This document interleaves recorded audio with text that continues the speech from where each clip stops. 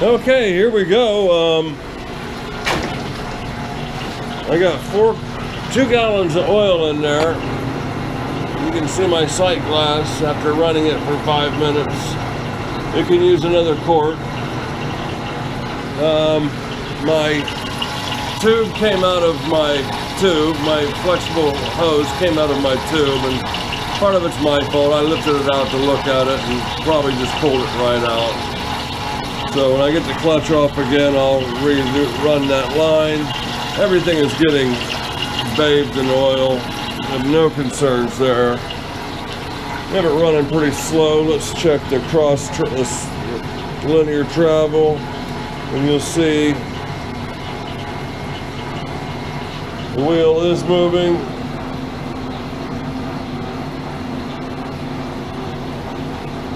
Let's release that and set the cross travel. That'll be this wheel here. And yeah, I can't stop that.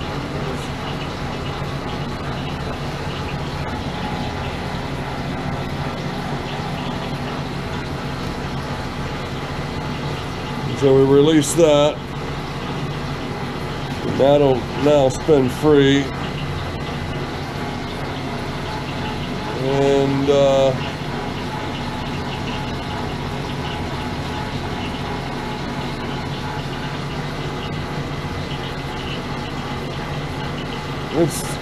I want to say it's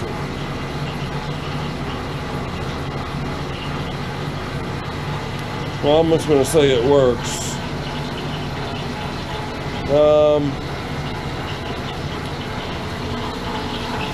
Yeah, I think it's a shame I dislodged that rubber tube, but it's not going to cause any problem. This thing is, matter of fact, it's dripping occasionally. There's nothing here lacking oil. Everything is well coated, and when I crank this up, it's splashing everywhere. So this is at low speed. Everything is wet. So I have no worries about where the oil is going in the headstock.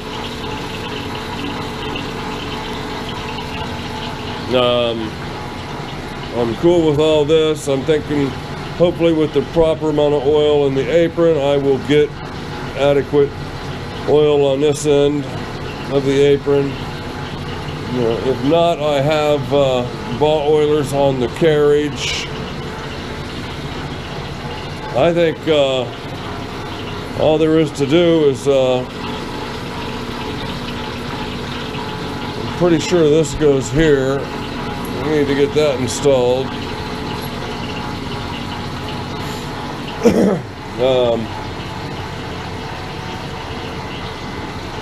I think get the carriage reassembled, and we're ready to start making chips. I don't know if I want to do this or not.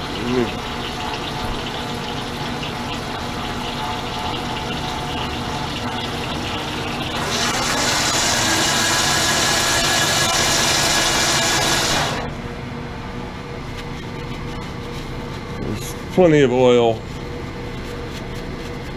being moved around inside there. Seems to be concentrated right here, but when it starts hitting the top of that cover, it's going to be dripping down onto everything. Need to touch up my paint here where I've messed it up. Okay, so for anybody, I know one guy was wondering how many quarts of oil it's going to take, and I think, well, now my oil level's back up. I think 7 to 8 quarts. I probably have a quart of oil in this piping here, and I'm not losing any oil here at the clutch where it's,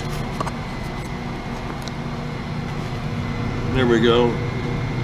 where it's connected to the casting. That was a concern. And even my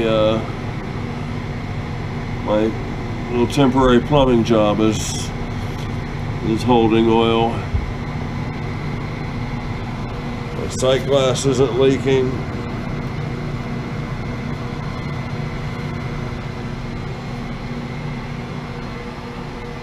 I had a little freak out moment where I couldn't get this thing, the chuck wasn't turning. And I realized I had it in, I had the back gear set, so I had to manually switch it.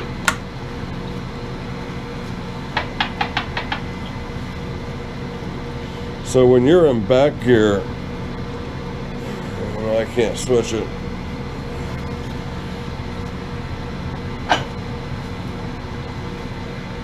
I don't know what I was going to say.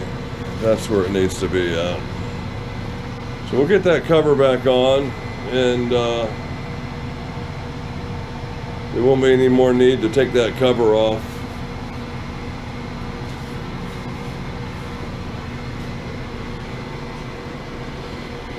I have to go back and check everything and make sure everything's torqued. I need to replace this washer I crushed on the install. I had made this one here as a replacement for here, so we need to make that washer. And I'd like to replace this. This is just a homemade, I don't even know what they call that, retaining clip, C-clip. You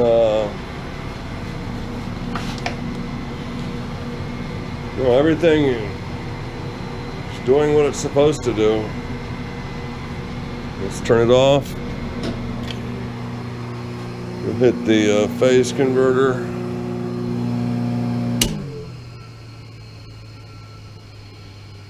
Let that baby wind down. Okay. Gonna be a short video. I think I've demonstrated this thing is going to take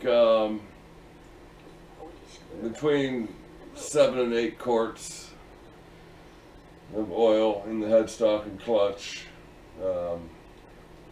I'm probably going to say 7.5 quarts, but I'm not sure what's in my my temporary plumbing deal there. I should have reduced that down to a 1/2 inch tubing with a valve, but I was on a budget when I was building that, and just went with.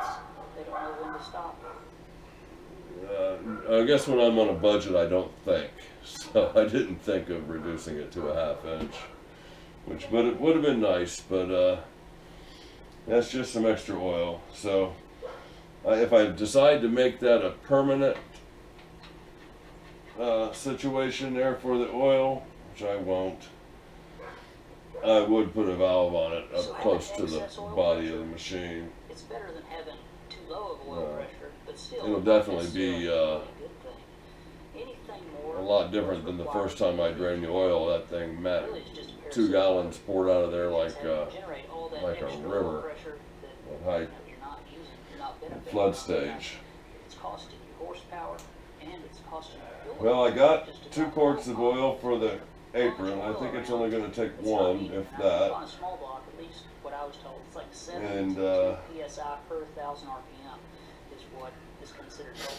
we're going to be good to cross feed. It's good to have a little extra. Certainly appears to be working to me. When this thing gets hot, it'll probably go down to Let's say it's doing everything it did when I started, before I started, and plus some things that I wanted to fix. So I'm using appear to be fixed. Rubber so intake gaskets. You know, going from, I forget the brand, but they're just an off. I'm not going to do anything to this machine, let alone take the headstock off or the apron or paint it. I seem to have done all of those things, and I think probably you know, partly through your encouragement, I think, and giving me confidence to do it. thinking now if I'm going to get a milling machine. Now granted, if I could find the deal I saw last summer, 8 machines, $1,300 a piece, all beautiful condition, clean, working.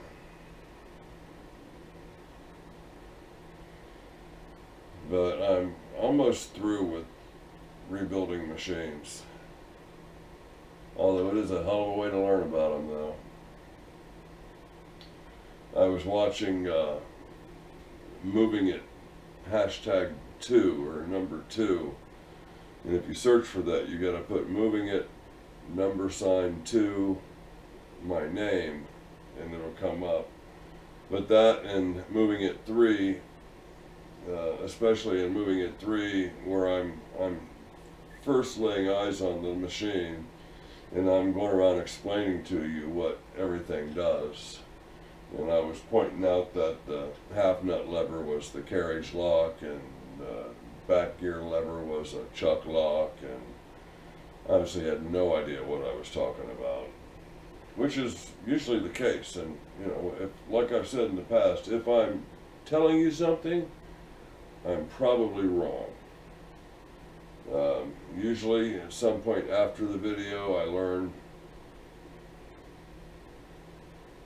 what's correct, and at least in my mind I've corrected myself. But don't go by what I say, because sometimes I'm just talking off the top. Oh man.